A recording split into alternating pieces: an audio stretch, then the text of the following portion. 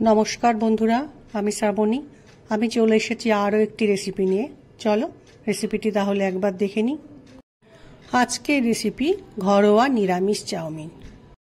এই চাউমিন আমাদের ছোটবেলার কথা মনে করিয়ে দেয়। আমাদের ছোটবেলায় নিরামিষ দিনে এইভাবেই কিন্তু চাউমিন বানানো হতো। হঠাৎ করে নিরামিষ দিনে চাউমিন বানিয়ে খেতে মনে হলে এইভাবে বানিয়ে নিয়ে খেলে কিন্তু বেশ ভালো লাগে। চাউমিন সেদ্ধ করে নেবার জন্য আমি একটা পাত্রে গরম জল বসিয়েছি। জলটা গরম হয়ে গেছে। এবার আমি জলের মধ্যে প্রথমে পরিমাণ মতো নুন দিয়ে নিলাম। জলের মধ্যে অল্প সাদা তেল দিয়ে দিলাম, যাতে চাউমিনগুলো গায়ে গায়ে না লেগে যায়। একটা চামচের সাহায্যে জলের মধ্যে নুন ও সাদা তেল ভালোভাবে মিশিয়ে নিলাম। জলটা ফুটে উঠেছে। এই সময় চাউমিনটা জলের মধ্যে দিয়ে একটা চামচে করে ভালো করে মিশিয়ে নেব। এবার চাউমিন কিন্তু পুরোপুরি সেদ্ধ করলে হবে না, 75 ভাগ সেদ্ধ করতে হবে। আমি ঠিক যতটা সেদ্ধ করেছি সেভাবেই সেদ্ধ করতে হবে, যেন ছাড়া ছাড়া থাকে, গায়ে গায়ে না লেগে যায়। সেদ্ধ হবার পর চাউমিনকে ছেঁকে নিয়ে একটু ঠান্ডা জলে ধুয়ে আমি একটা প্লেটের মধ্যে রেখে দিয়েছি।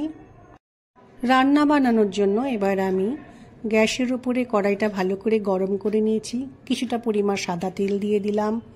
তেলটা গরম হয়ে গেলে অল্প পরিমাণ বাদাম সাদা তেলের মধ্যে দিয়ে একটু ভালো করে ভেজে নেব। বাদামগুলো ভাজা হয়ে গেলে একটা পাত্রে আমি তুলে আলাদা করে রেখে দেব। এবার ওই একই তেলে আলু ভাজার মতো আলু কেটে রেখেছি, সেটা তেলের মধ্যে দিয়ে কিছুটা সময় ভেজে নিতে হবে। তোমরা চাইলে এর মধ্যে তোমাদের পছন্দ মতো সবজি অ্যাড করতে পারো। আলু ভাজাটা যখন হাফ হয়ে যাবে সে সময়তে কেটে রাখা গাজর আলুর মধ্যে দিয়ে আরেকটু সময় ভালো করে ভাজতে হবে।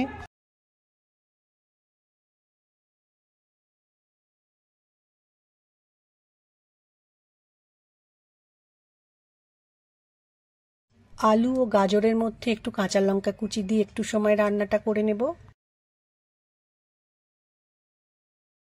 অল্প পরিমাণে কর্ন আমি সেদ্ধ করে রেখেছিলাম, সেটা এবার আলু গাজরের মধ্যে দিয়ে আরও একটু সময় রান্নাটা করে নিতে হবে।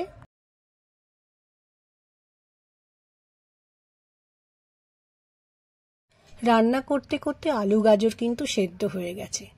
এই সময় সেদ্ধ করে রাখা চাউমিন আমি কড়াইয়ের মধ্যে দিয়ে দেব। এরপর আমি পরিমাণ মতো নুন দিয়ে দিলাম। নুনটা যেহেতু আগে সেদ্ধ করার সময় দিয়েছিলাম সেহেতু একটু বুঝে দিতে হবে। এরপর দিলাম ভেজে রাখা চিনেবাদামগুলো। এবার দিয়ে দিলাম পরিমাণ মতো ভিনিগার। এরপর দিলাম সয়া সস।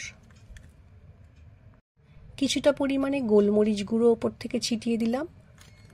এবার আমি একটা খুন্তির সাহায্যে চাউমিনের সঙ্গে সব কিছু ভালো করে মিশিয়ে নেব।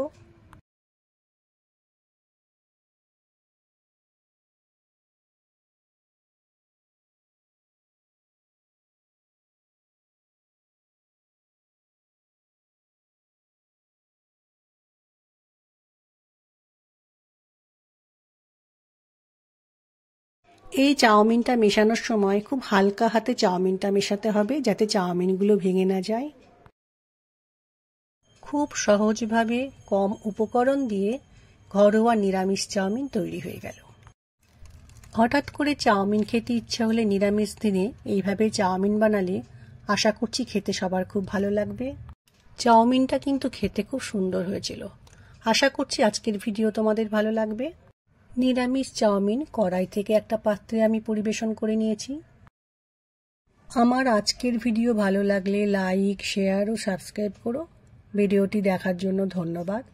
ভিডিওটি আজ এখানেই শেষ করছি। ফিরে আসছি আরও একটি রেসিপি নিয়ে।